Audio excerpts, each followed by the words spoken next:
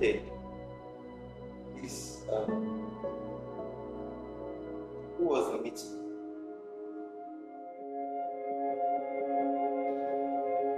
You people know him as Nimi. It was Nimi before university, before leadership, before church titles, and before all these beautiful stories that you all have been telling. It was my baby.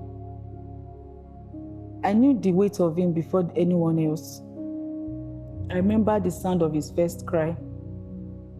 I remember his little fingers curled up around mine like he was afraid I would disappear. He didn't cry much as a child, and that used to worry me. Other mothers would complain about how their children stressed them, but mine, he would just sit quiet, calm, observing. Even as a toddler, he likes making faces, trying to make me laugh. If I looked stressed, he would stand in front of me and he would dance ugly, off rhythm. And when I laugh, you need to see the satisfaction on his face, like he just completed an assignment, or like his only purpose for that day was to rescue me from myself.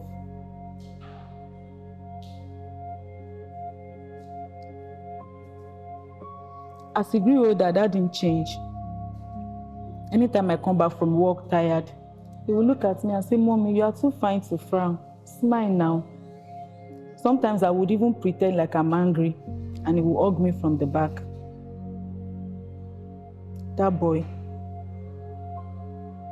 he hated seeing me sad.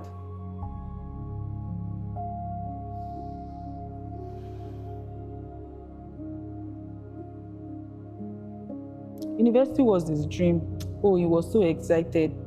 He even packed weeks before resumption. He called me first week of resumption and said, "Mommy, this place is serious." So I told him, "That's why you went there now." He would call me every day, every blessed day. He would gist me about his classmates, about lecturers, about church. It was always stories, always laughter in his voice. Sometimes I would even put the phone on loudspeaker just so the joy in his voice can fill the room. If he was struggling, he didn't show.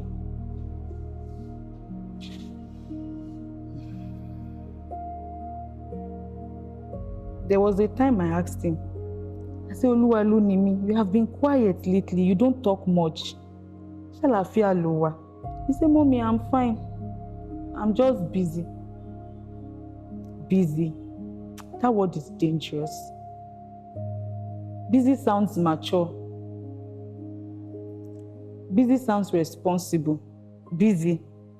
Busy will make you feel guilty for asking for that question. So I just said, "Okay, don't forget to eat." He said, "Okay, Mommy."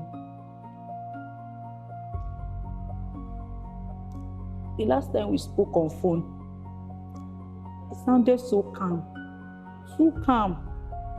Like the stillness of water just before the storm. That kind of calm. I told him I miss him and that he should come home soon. He said he will. Never did. When they called me, they were speaking big grammar. I didn't understand what they were saying. I kept asking, "Where is my son? Where is my son?" Nobody answered me. Then they said he was gone. Gone where? Children shouldn't go before their parents. That's not the order of life.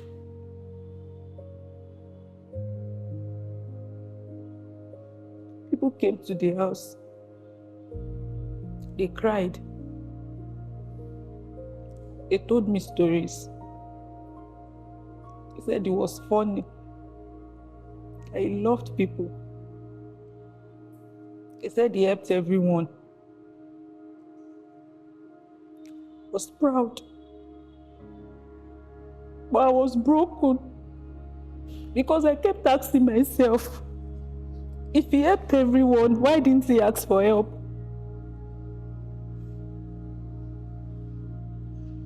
So it was then that the other question hit me. Did he try? And I missed it. You know, we mothers, we believe we know our children. When they are sick, we know. When they lie, we know. But pain, deep pain, can hide. Even from a mother. I was replaying our conversations in my head. Oh, I'm okay, mommy. I'm fine, mommy. Don't worry, mommy. Was he trying to protect me? Was he carrying the burden just so I could sleep well at night? My son didn't hate life. He loved people. He loved God. He loved me.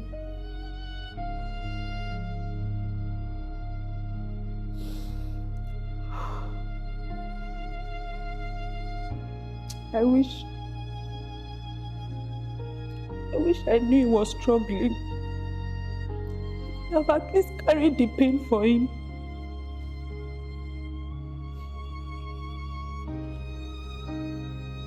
If you are someone's child and you are struggling and you are hurting, please talk. Not because your parents are perfect, but because you know, pain,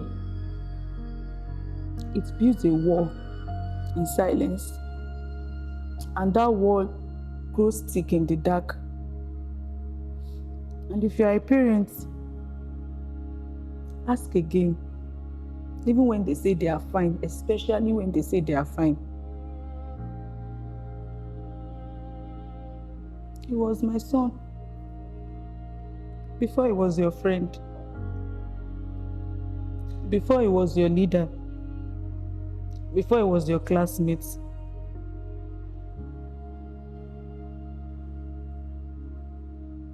He held my hand, learning how to walk. But now, I'm walking around, learning to live without him. Olúwa ló ní mí.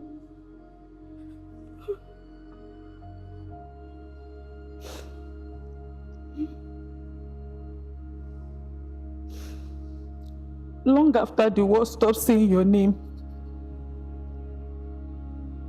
even when the light goes off tonight and this remembrance ends,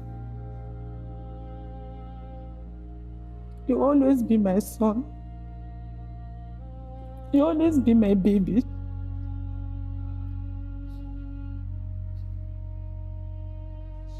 I will always be your mother.